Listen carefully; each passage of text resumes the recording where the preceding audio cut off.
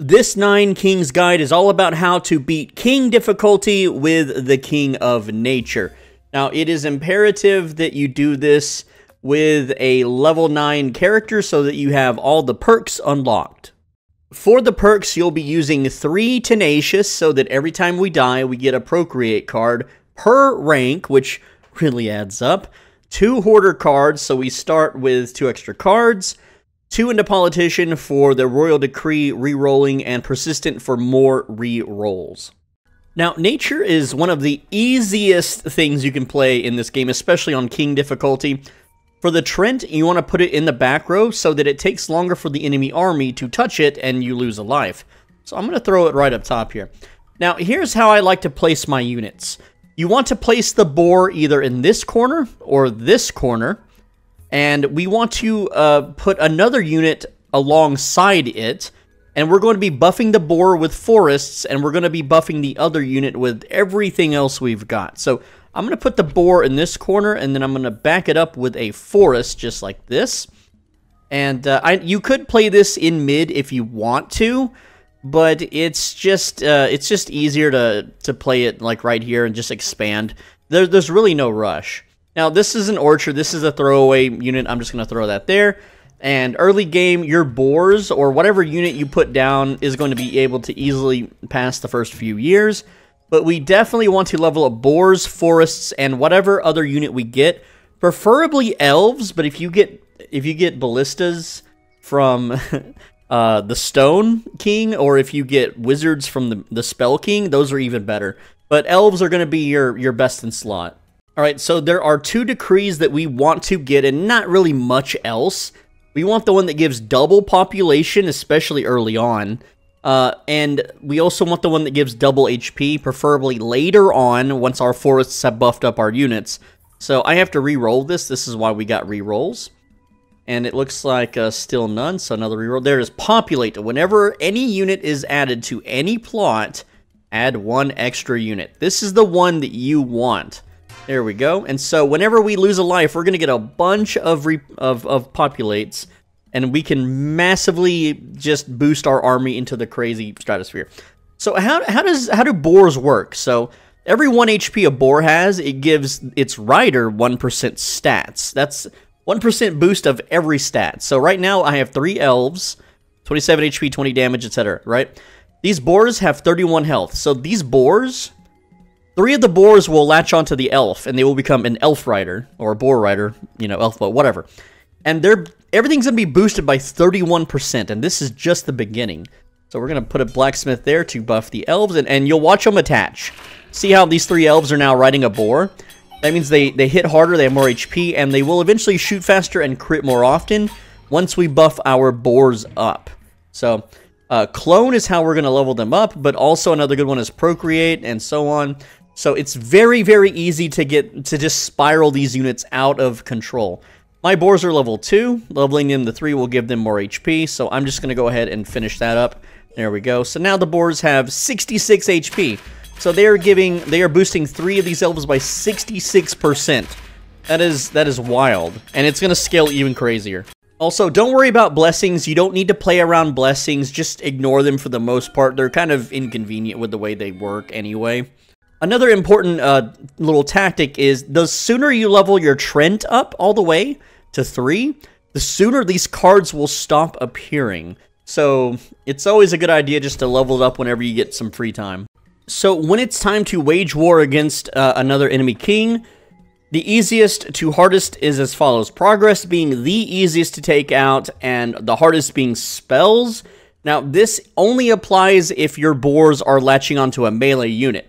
If your boars are on wizards or elves or archers or anything ranged, then it doesn't matter. Everything dies. There's nothing that can counter it currently. It's completely busted. Probably will get nerfed in the future, but who knows. But for melee, the reason why melee suffers is because spells have massive cleave damage with warlocks. Stone has ballistas that will instantly delete your units until they're super buffed, and riding boars. Nothing is super tanky and can face tank your melee attacks, and melee doesn't attack as fast as ranged. And greed has crits, blood has numbers, and zerging. Progress basically just targets your backline, which you won't have if you have boar riders. But also note that whatever card you choose to go to war with, you can start drawing their cards as well. Also note, it is okay to lose some lives. That's how this build works. So I'm on year 8 against King of Spells. My units got wiped out. And because I have Populate here, when a unit is in any plot, add 1 extra unit. Well, it's about to get wild and crazy because you'll notice I have 3 elves. I'm going to procreate 9 units. It's going to add 18, watch. So now I have 21 elves. Now what you got to do when you do this is you have to balance the amount of boars to your other unit. So I want to procreate elves one more time and then boars once, just like this. That way there are 39 elves and there are 42 boars. The unit count is in the top right of the window that pops up. So as long as there is 1 boar for every elf, these boars are going to boost the elves by 70%. Wild. I'm just going to throw a shaman in the back and that's going to buff them even more. Also, if you happen to get Scapegoat in the Merchant, which I just did, it's one of the best buys in the game. This thing will just massively, ridiculously multiply your money, especially when you're playing nature, so always get Scapegoat if it's there.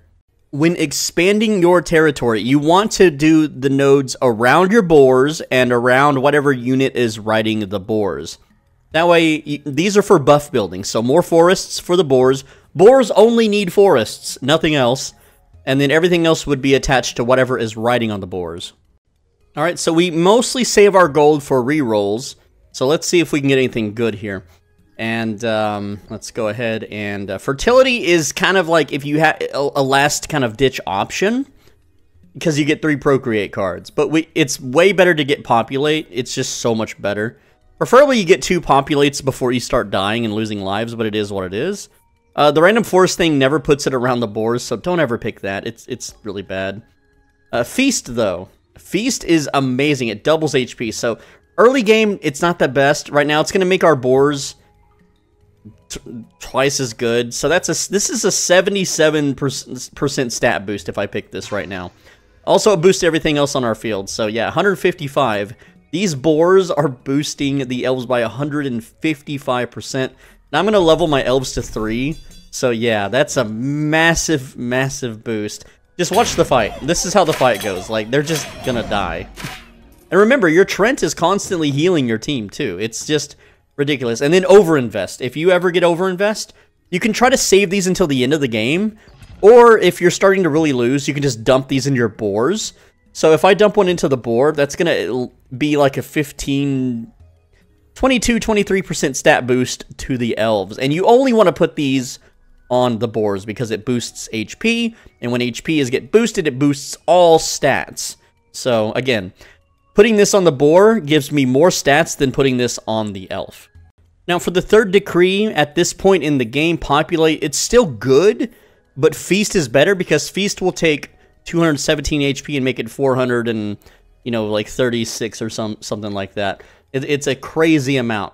Whereas populate, still good if you draw, you know, things to boost your population, or if you have farms. I don't have any farms, unfortunately, for this playthrough. So either is fine. I'm not going to waste rerolls. I'm just going to get populate again. So when making peace with an enemy king, again, you want to pick the hardest one, but you also lose their cards. So if I make peace with spells, I can't get more libraries, but I mean, we're in year 23, and we're already so OP, it doesn't really matter. So I'm just going to get rid of King of Spells because he is more dangerous. Yeah, and procreate on the boars. So I have 105 boars, and I have 96 elves, and the boars are boosting the elves by 260%. So it's an instant wipe. Like, the enemy just melts completely. There's nothing they can do. And the reason I save gold is, look at this. I bought a Farm of Force. I didn't even look down. We have Raising. That is another Royal Council event. That is worth the money. And yeah, that's why we save. Man, this is a really good hand. We can just raise that, and then there's another feast. There we go. We can put another forest down connecting to the boars here. We can also put some farms connecting to the boars. There we go. And every time a farm procs, it procs 2 more times from populate. So instead of getting 2 people, I got 6 people that round, or 6 boars rather. All right, and here it is, another feast. Check this out. So boars are at 836 HP. We go feast, And now they are at 1,673 HP. So not only are they not dying, these elves, and by the way, elves attack the back line. They ignore tanks, they kill the back line. They are being boosted by 1,673%. So let's do some math. They have 337 HP, and we're going to add 1,637% to that. That gives them 5,859 health, or I'm sorry, 5,853 HP. It's literally over, and then I overinvest on the boar, and now they have 1,924 HP. So watch the fight. Just look at this fight. It's just, they just instantly kill everything. Like, it's super overpowered, and then we have steel. Look at all their buffs. They have poison, steel coat, chain. They always, I forget what that fourth one is, but there we go. Just add another stack of steel coat, and when the boar merges with the elf, here's what happens. The boar gives its stats up to the elf, and the elf still attacks. It doesn't melee anymore. It shoots them. It's so broken, man. It is just ridiculously broken. Let's see, procreate. Of course we want procreate. Another procreate. We can clone this beacon, I guess, or yeah, we can clone the library. So let's do that. I don't have enough money. Oh dang. All right, so yeah, we'll procreate some boars. 177 boars and only 96 elves. We need more elves. We should have procreated more elves. But yeah, look how many units we have at 5. So much. And then the other boars that aren't being used as a rider, they just go up and tank. They're the tanks. It's so broken, man. It is beyond busted. Let's get another library. I'm just gonna ride this one out. There's no point anymore. We're too far gone for anything to kill us anymore.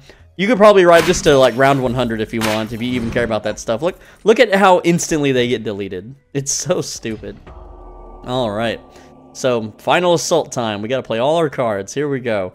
I really don't. There's a lot of things that I just don't need, but whatever. I don't want to mortgage anything. We don't even need mercenaries. We'll just throw some down anyway because why not? And we can clone the library, get a level 3 library. To buff the... Let's sell the mortgage. I don't want to mortgage anything. Alright, look at that. Oh, it's so busted. Anyway, this is normally the tankiest fight in the game. Watch how fast he dies.